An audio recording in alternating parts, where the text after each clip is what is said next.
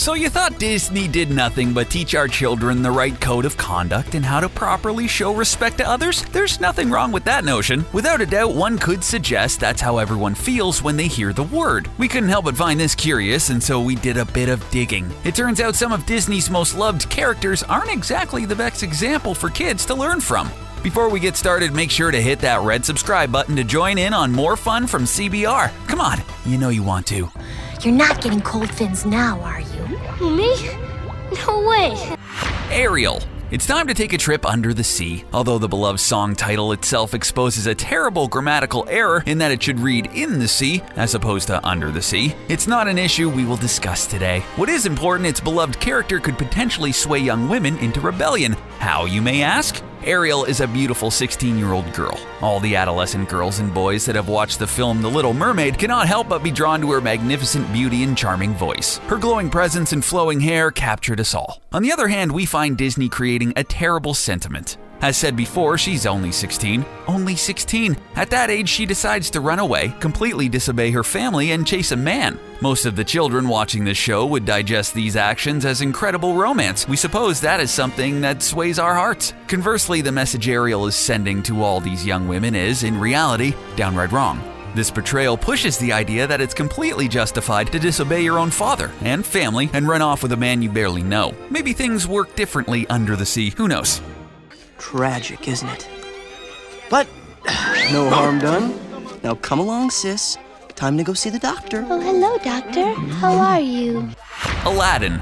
There's something about an underdog that we can't get enough of. In all fields of expertise, especially professional sports, we always lean towards the little guy. Aladdin fits this description as he wants to marry the beautiful Princess Jasmine, but considers himself to be unworthy. As it turns out, one could argue Aladdin is completely right. He steals our hearts. This aligns nicely with the fact that he also steals food. In the film, he and his mischievous monkey crony named Abu seem to have no regard for anyone but themselves. During their performance on the great song One Step Ahead, they steal bread from a local market. This, of course, is justified in Aladdin's mind because, as he states in the song, he's gotta steal to eat. As understandable as that may be, given his circumstance, the fact remains that he's indeed a thief. Perhaps Aladdin and Abu should take into consideration the livelihood of the people they're stealing from, who also need to eat. Moreover, maybe getting an actual job would be a better life decision. Still, Disney promotes delinquent behavior. After all, it did lead him to a genie that gave him 3 wishes. So there you have it. Go ahead, kids, steal as much as you want, and you might just find yourself a genie. How wonderful. Oh, you must be grumpy. Snow White. True love. It's a theme many Disney films filter into their stories. It is a heartwarming subject that all people can relate to. Our friend here, Miss White, finds true love. How it comes together isn't exactly the best example of finding such a precious thing in life. As the story goes, Snow White is hated by the queen because of the magic mirror. When asked who's the fairest of them all, informs her that there is indeed someone more beautiful than her. Hearing this enrages the queen, who then finds Snow White and poisons her. Snow White passes out and is found by 7 dwarves who decide to put her in a glass coffin. Thankfully, some pixies come along and throw dust over her, making it so that she will only wake up when she's kissed by her true love. This story of love is far from reality, so can we expect our kids to learn anything from this? Are we to tell our daughters that they will find true love by absolute chance? Snow White doesn't even ask any questions, doesn't try to get to know him, and doesn't give the relationship time to develop. It's unimaginable in this day and age that a woman would wake up to a man kissing her and not push him away in disgust. Teenagers. They think they know everything. Sebastian. Once again, we're headed into the sea.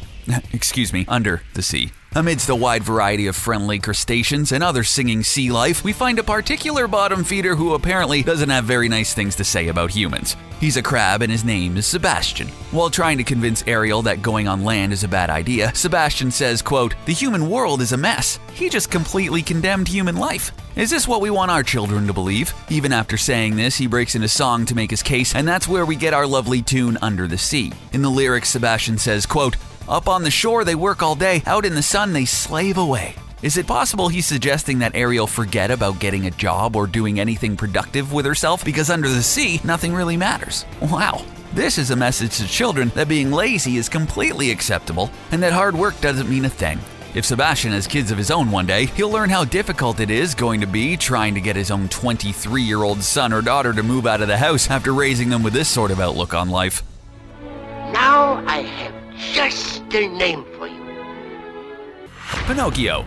Pinocchio is the story of an old toy maker who wishes upon a star. His wish is that one of the puppets he builds becomes a real boy. The wish does come true and the cute little doll comes to life. We now have Pinocchio. Then a fairy comes to command a cricket, a Mr. Jiminy Cricket, to be his mentor and guide so his morals don't go astray. If you don't know what Pinocchio's favorite way to break moral code, he must have been living under a rock since 1940. He has a wooden nose that grows whenever he tells a lie. Throughout the film, he lies quite a bit. This is a moral sentiment that no youngster should be aligning themselves with. After watching Pinocchio, they are fully aware their noses won't grow if they lie. If every time Pinocchio lied, he, say, lost a toy of his or something, that would have been much more effective in teaching children not to lie. Let's not forget about Pleasure Island and what our little lumber boy did there. He gets completely intoxicated, smokes cigars, and the film slightly suggests he gambles. How in the world was this acceptable then? We have to say, we don't think Jim the Cricket did all that great of a job in acting as his mentor.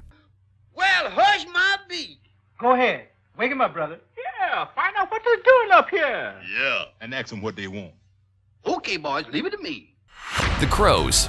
In the film Dumbo, there is a group of crows that Dumbo and his friends come across on their journey. They aren't exactly your everyday kind of Disney character. One of the crows is flaunting a feather in his cap and smoking a cigar, while the rest are sporting shades, colorful clothes, speaking slang-like, and wearing unique hats. This made them stand out, but more importantly, this also made them the cool guys. In addition, we all know what children like to do, and that's trying to be just like the cool guys. That's really bad considering that, in reality, the crows were jerks. They were constantly mocking the others as they snicker at Dumbo and his friends. When asked if they had ever seen an elephant fly, they all erupt into laughter. Soon after, they begin their braggadocious number entitled When I See an Elephant Fly, going on and on about how much they've seen in their lives, lightly suggesting they're much more experienced and smarter than everyone else. They actually have to sing to make sure we know for certain that they've seen everything from a needle wink to a railroad polka dot tie. That's great and all, but there's no need to put others down. Don't let your massive egos drag you out of the sky and drop on our kids' heads.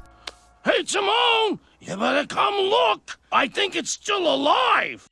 Puumba. Have you ever sat down as a guest in beautiful home for dinner and the mother or father comes out bringing dish after dish of delectable entrees and side servings? We don't think Pumbaa from The Lion King would make for such a good guest, not only because of how he would eat, but also because he's big, loud, and obnoxious. Children ate up the character much like the way Pumbaa eats up everything he sees as he snorts and laughs explosively. To be fair, this grub-gobbling 2,000-watt animal amplifier might be a bit of a hassle, but his heart is even bigger than his boisterous personality. And for that, we love him. Pumbaa's name comes from the Swahili language in Africa. It means foolish. There's a bad example right there. Exploiting his objectionable, noisy, and gluttonous ways as fun and acceptable is the last thing anyone wants to see in children today. The final element here is that Pumbaa lives by the philosophy Hakuna Matata, another Swahili phrase meaning no worries or no problem. It sounds nice, but really, it's telling our youth to be lazy. The same element was in The Little Mermaid with Sebastian. Maybe Pumbaa and Sebastian should go out for dinner sometime. You have to wonder how long it will last before Pumbaa is thrown out, and who of the two is picking up that check? Jane. Yes, hello. Tarzan. I see what you mean about those personal boundaries. Tarzan. You know those reality TV shows that have a message on screen before the show saying, "Don't try this at home"? These messages are there for a reason. They're there to protect kids from attempting to do things that are extremely dangerous. Yet in almost all cases mentioned here, safety isn't an issue.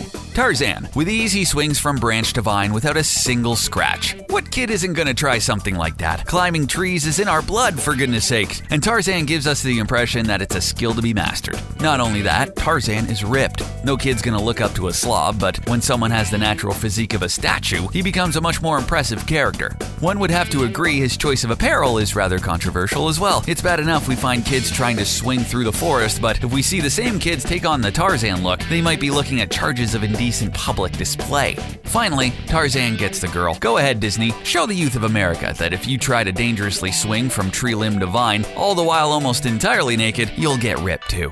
Oh, and one more thing. Give me a hug.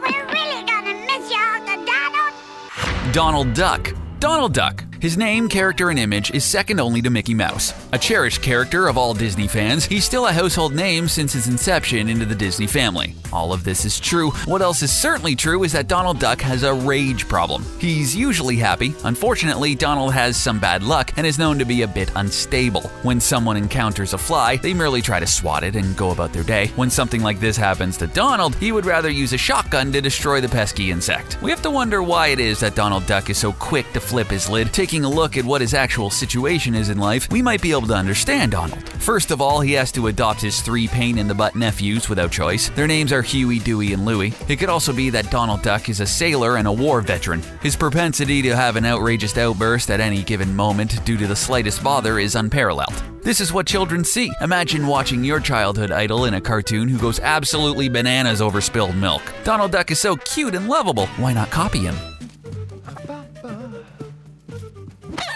Boat snack. Hei Hei. Our final character has got to be the most interesting and possibly the most dangerous to expose our children to.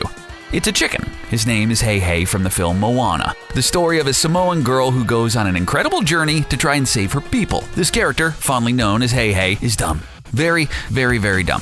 As Hei Hei accompanies Moana on her journey, he is literally nothing but a constant concern. This because he does not have a brain. What's worse is that this little chicken is so adorable you can't take your eyes off him. As adults, when we see a cute character literally smashing his face into the ground in an attempt to eat food and swallowing rocks, we laugh. When a young, impressionable brain thinks it's funny to do these things, it won't be long before we find the kids in a dentist's chair getting work done. Let's not forget about the brain damage that could potentially be caused by mimicking this character as well. Hei Hei almost dies several times because of his aloofness. Luckily, he's always saved, but if children begin to attempt these stunts Hei Hei somehow pulls off, you can be certain these acts could certainly lead to their ultimate demise. That is truly one silly chicken. What's it look like? Ew, gross.